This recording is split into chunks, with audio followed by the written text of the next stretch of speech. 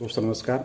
RS topper की एक उत्तर पुस्तिका मैंने आपसे साझा की है। आप उसका स्क्रीनशॉट ले लीजिए और वो जो टॉपिक उन्होंने लिखे हैं तो उनके नंबर क्यों आए और कम आए, थोड़े से क्यों आए, उसका पूरा का पूरा मैं एनालिसिस करने जा रहा हूँ। और जो आज टॉपिक है वो लोक प्रशासन पे है। और दोस्तों लोक प्रशासन में यूँ समझ लीजिए मेरे प्राण बसते हैं। और एक ब्रह्म वाक्य देने जा रहा हूँ कि 100 शब्दों वाले सवालों में या बड़े सवालों में कभी भी कुछ भी पूछे तो एक वाक्य आप लिख सकते हैं कि वीरप्पा मोइली की अध्यक्षता में गठित सेकंड एआरसी ने अपनी चौथी रिपोर्ट शासन में नैतिकता में इस बात पर जोर दिया। किस बात पे? जो गुण आपको कहे तो सत्यनिष्ठा कहे तो सत्यनिष्ठा कह दो, राजनीतिक तटस्थता की बात करे तो राजनीतिक तटस्थता कर दो। आपका जो उत्तर है उसका वजन बढ़ जाएगा। तो अब सवालों को वन बाय वन डिस्कस करते हैं। पहला सवाल था लोक प्रशासन में मुख्य नैतिक मूल्य कौन कौन से हैं। तो दोस्तों एक लोक प्रशासक से उम्मीद की जाती है उसका चरित्र अच्छा हो, सत्यनिष्ठा हो, संविधान में विश्वास हो, आचार संहिता बहुत अच्छी है और उसके व्यवहार के अंदर वस्तुनिष्ठता हो। बहुत अच्छा उत्तर लिखा इन्होंने। तो लोक प्रशासन में दोस्तों नैतिकता क्या है मैं आपको समझाता हूँ। देखो नैतिकता हमारे पहले समाज के जो रीति रिवाज थे वही नैतिकता बन गई, बाद में कानून जुड़ गए। अगर लोक प्रशासन के संदर्भ में बात करें तो लोक प्रशासकों के लिए नैतिकता क्या है? भारत का जो संविधान कहता है ना। राजस्थान सेवा नियम, अगर राज्य सरकार का कर्मचारी राजस्थान और केंद्र का है तो केंद्र सरकार के जो आचरण नियम क्या कहता है उनके अनुरूप आचरण करे।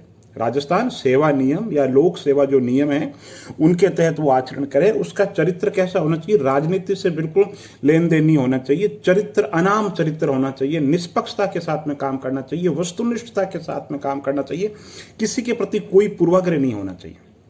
ये तो उत्तर हो गया। अब दोस्तों कभी कभी सवाल पूछते हैं तो मैं उसका एक्सटेंशन देना चाहता हूं आपको कि भाई लोक सेवक किसके प्रति जिम्मेदारी है, लोक सेवकों की जिम्मेदारी किसके प्रति है।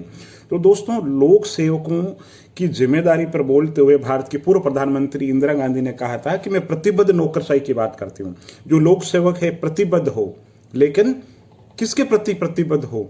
वो हाँ में हाँ मिलाने वाली नौकरशाही हमें नहीं चाहिए, यस में नौकरशाह हमें नहीं चाहिए, झूठी सलाह देने वाले नौकरशाह हमें नहीं चाहिए। उनकी प्रतिबद्धता चाहिए। प्रतिबद्धता किसके प्रति हो? उनकी प्रतिबद्धता हो संविधान के प्रति, संविधान के मूल्यों के प्रति, संविधान की प्रस्तावनाओं के प्रति, जो सेवा नियम है उनके प्रति। और अंततः उनका जो दृष्टिकोण है वो कैसा होना चाहिए? लोक कल्याण का दृष्टिकोण होना चाहिए और उनका जो दृष्टिकोण है वो मानवीय दृष्टिकोण होना चाहिए।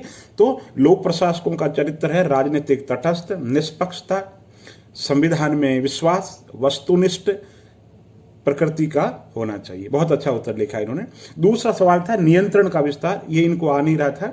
नियंत्रण का विस्तार वह सिद्धांत है जिसके अंतर्गत ये वो संख्या बताती है कि एक उच्च अधिकारी कितने अधीनस्थों का प्रभावशाली तरीके से निर्देशन नियंत्रण कर सकता है।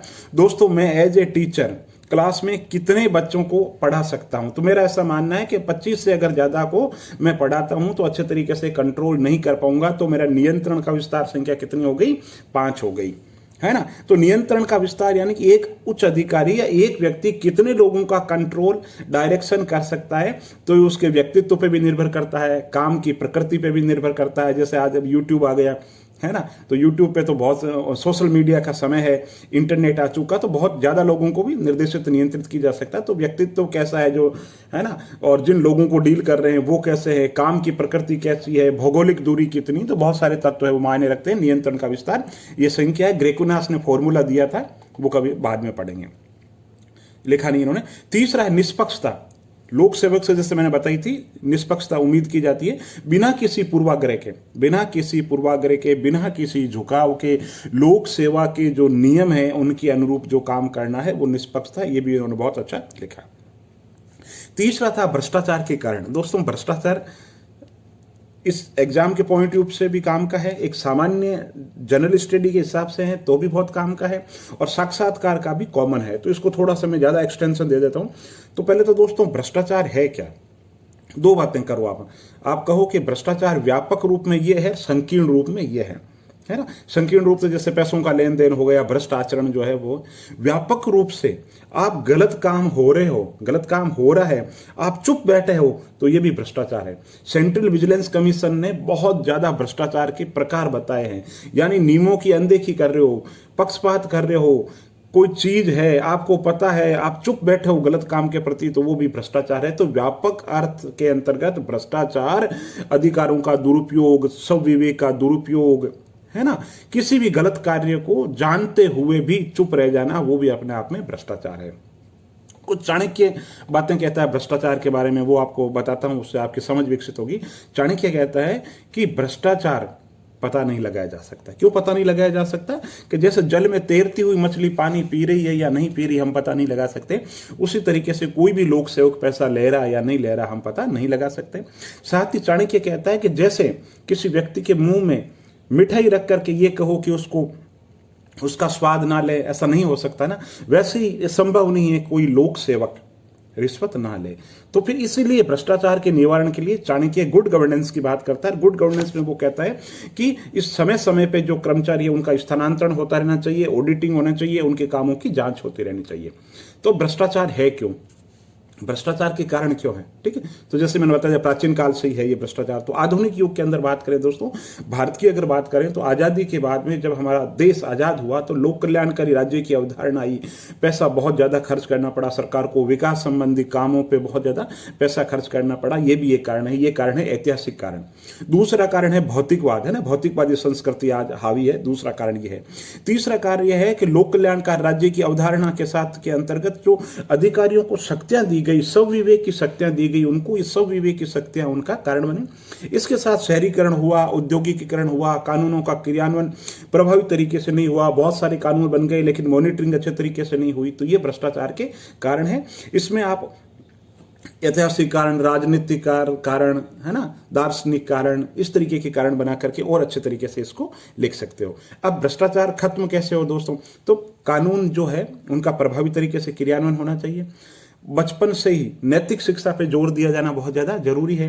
आर्थिक असमानता, सरकार के द्वारा जो आर्थिक असमानता है उसको कम किया जाए, और इंफॉर्मेशन टेक्नोलॉजी, सूचना और प्रौद्योगिकी का ज्यादा से ज्यादा प्रयोग किया जाए। लोकपाल, सेंट्रल विजिलेंस कमीशन जैसी संस्थाएं कर रही है, उनको और प्रभावी किया जाए, उनके ना कामों को और प्रभावी बना जाए, उनको और ज्यादा शक्तियां दी जाए। सोशल मीडिया का प्रयोग हो रहा है, सोशल ऑडिटिंग जैसे है, सूचना का अधिकार जैसे कानून आ रहे हैं, तो धीरे धीरे इनसे दीर्घकाल के अंतर्गत इन समस्याओं का समाधान होगा। ये भी इन्होंने बहुत अच्छा लिखा था। अब एक सवाल था कि लोक प्रशासन और व्यावसायिक प्रशासन में अंतर क्या है, तो ये इन्होंने लिखा है, लेकिन मुझे लगता है अगर ये सारणी बना करके कहते हैं इस तरफ लोक प्रशासन और इस तरफ निजी प्रशासन, फिर बताते हैं कि लोक प्रशासन का चरित्र राजनीतिक है, लोक प्रशासन जनता की सेवा के लिए काम करता है, नियमों की एक रूपता रहती है। इस तरीके से 6-7 अगर अंतर बताते तो मेरे दृष्टिकोण से थोड़ा सा ज्यादा अच्छा रहता है। फिर सवाल था एक्स और Y theory. X Y theory McGregor की थ्योरी है और ये इनको आ ही नहीं रही दोस्तों। मैग्रेगर मानव व्यवहार के जानकार थे और उन्होंने एक्स और वाई थ्योरी दी। मनुष्य का स्वभाव कैसा है उस पर उन्होंने इस बात पे जोर दिया था। The human side of enterprises पुस्तक के अंदर है। अब दोस्तों कोई भी विचारधारा अगर आप लिखते हो ना कि एक क्रम के अंदर कि 1950 के अंदर प्रकाशित इस पुस्तक में इस विचारक ने इस बात पे जोर दिया, तो आपका जो उत्तर है वो बहुत ही प्रभावी उत्तर हो जाता है। खैर, एक्स थ्योरी ये कहती है कि मनुष्य कामचोर है, काम करना नहीं चाहता, उसको डरा धमका करके काम किया जा सकता है, मोटिवेशन से कोई मतलब नहीं, उसको तो पैसों से मतलब है। वाई थ्योरी कहता है कि नहीं, इंसान है सिर्फ पैसों के लिए काम नहीं करता, उसको प्रेरणा की जरूरत है, उसको मोटिवेशन करने की जरूरत है, और सिर्फ डरा धमका के काम नहीं है, उसकी भागीदारी बढ़ानी चाहिए। इस तरीके से एक्स और वाई थ्योरी थी, ये भी इन्होंने किया नहीं। फिर एक सवाल था कि समाज के निर्बल वर्गों के प्रति करुणामय बनाने हेतु क्या सुझाव दोगे। समाज का जो शोषित, पीड़ित, वंचित, जो उपेक्षित वर्ग है उनके प्रति दृष्टिकोण आपका कैसा होना चाहिए। तो इन्होंने अच्छा लिखा कि प्रशिक्षण होना चाहिए। प्रशिक्षण के अंदर फिर और ये जोड़ सकते थे कि भाई फील्ड प्रशिक्षण होना चाहिए, व्यवहारिक प्रशिक्षण होना चाहिए, और प्रशिक्षण की प्रकृति ऐसी हो जो सैद्धांतिक की बजाय व्यवहारिक हो और उन्हें मानवीय बनाए, इस तरीके से हो। पुरस्कार की बात की इन्होंने, बहुत अच्छी जवाबदेही की बात की इस तरीके से। तो लोक कल्याण की जो भावना है करुणामय बनाने के लिए यह कि भारतीय संविधान के अंदर विश्वास हो, समय समय उनकी मॉनिटरिंग होती रहे, सरकारी कर्मचारी का स्थानांतरण होता रहे। इस तरीके से सरकार बहुत से प्रयास कर रही है, प्रशासनिक सुधार कर रही है। ये 7वां सवाल था, ठीक, अच्छा लेकर उन्होंने। दूसरा था नेतृत्व, नेता और अनुयायी का मिश्रण है ना। नेता कैसे बनते हैं, तो इस संबंध में 3 दृष्टिकोण है दोस्तों। कुछ लोग कहते हैं नेता जन्म से ही होते हैं, नेता जन्म से ही होते हैं, कुछ अलग ही होता है। कुछ लोग कहते हैं गुण होते हैं, जिनके कुछ गुण चाहिए जिसके कारण से नेता बन जाता है। तीसरा दृष्टिकोण है कि ना तो गुण ना जन्म, बल्कि कुछ परिस्थितियां होती हैं और उन परिस्थितियों की वजह से नेता निकल करके आ जाता है। जैसे सामाजिक आंदोलन चला था, सिविल सोसाइटी आंदोलन दिल्ली के अंदर चला था, अन्ना हजारे आंदोलन, उस समय अरविंद केजरीवाल, परिस्थितियाँ थी उस समय की मांग थी, आ गए। जैसे कहीं आग लग गई और मैं जानकार हूँ, वहाँ मैं जाता हूँ, मैं नेता बन जाऊँगा। कहीं पे कोई बच्चा डूब रहा है ना, वहाँ पर कोई आप जाते हो और उस बच्चे को बचा लेते हो, तो आप वहाँ नेतृत्व आप करोगे। तो जिसको नॉलेज है, परिस्थितियाँ हैं, वहाँ से वो नेतृत्व बन जाता है। इस तरीके का सवाल था। फिर एक सवाल पूछा था, नीति शास्त्र विविध आयामों से युक्त एक समृद्धि है, मतलब बहुत सारी चीजों से मिलकर के नीति शास्त्र बनता है। तो मैंने जैसे बताया कि नीति शास्त्र एक आदर्श मूलक विज्ञान है, लेकिन शास्त्र में ये व्यवहारिक मूल्य भी है। सिर्फ किताबों के लायक नहीं होता नीति शास्त्र। तो नीति शास्त्र क्या है? नीति शास्त्र हमें एक दृष्टि प्रदान करता है। क्या दृष्टि प्रदान करता है? उचित क्या है, अनुचित क्या है, शुभ क्या है, अशुभ क्या है, सद्गुण क्या है, हमारा जीवन क्या है, हमारे जीवन का प्रयोजन क्या है, ये हमें जीने का तरीका बताता है। तो फिर आप कहोगे क्या नीति शास्त्र का जानकार नहीं होने पर कोई व्यक्ति नैतिक नहीं होगा? नहीं, एक व्यक्ति बिना नीति शास्त्र के जानकार के भी हो सकता है, लेकिन नीति शास्त्र उसको व्यवहारिक रूप देता है, उसे दृष्टि प्रदान करता है, उसे शुभ और अशुभ का बोध प्रदान करता है नीति शास्त्र, है ना। तो नीति शास्त्र का मतलब ये नहीं है कि एक विद्वान व्यक्ति है वही नीति शास्त्र का जानकार है। सद्गुण वो नहीं है जो किताबों में है, सद्गुण वो नहीं है।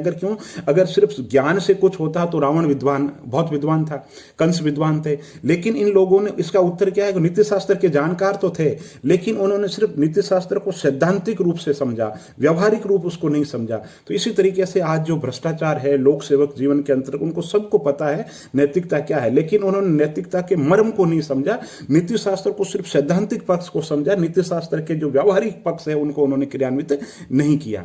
तो फिर क्या नीति शास्त्र सिखाया जा सकता है? बिल्कुल साहब, नीति शास्त्र सिखाया जाता है। इसीलिए पाठ्यक्रम के अंतर्गत संघ लोक सेवा आयोग हो, चाहे राज्य लोक सेवा आयोग हो, शासन में नैतिकता की बात इसीलिए की जाती है कि उनको उस घूंटी के अंदर ये चीजें सिखाई जाए, नैतिकता क्या है।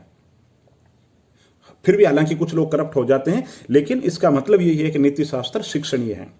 अंतिम सवाल था कि नैतिक आचरण संहिता हेतु आपके सिद्धांत क्या है। तो अभी जो हमने चर्चा की कि राजनीतिक रूप से तटस्थ होना चाहिए, है ना, लोक कल्याण की भावना होनी चाहिए, इस तरीके की बातें हैं। अब एक दोस्तों, एक के पाठक है, भारतीय प्रशासनिक सेवा के एक अधिकारी, उनकी छोटी सी लघु कथा है, वो आपको बताता हूं, जिससे आपकी समझ बनेगी कि कोई प्यासा व्यक्ति सेठ जी की हवेली के अंदर जाता है और सेठ जी से कहता है मुझे बहुत ज़्यादा प्यास लगी है, मुझे पानी पिला दीजिए। तो सेठ जी कहते हैं कि कोई भी आदमी नहीं है, पानी कौन पिलाए? तो प्यासा व्यक्ति कहता है कुछ देर के लिए आप आदमी बन जाइए और मुझे पानी पिला दीजिए। दोस्तों, यही शासन के अंदर नैतिकता है, यही प्रशासन के अंदर नैतिकता है, और यही आपके पाठ्यक्रम का सार है। बहुत बहुत धन्यवाद। चैनल को लाइक कीजिए, सब्सक्राइब कीजिए, और आप बताइए किस टॉपिक पर आप वीडियो सुनना चाहते हैं। बहुत बहुत धन्यवाद।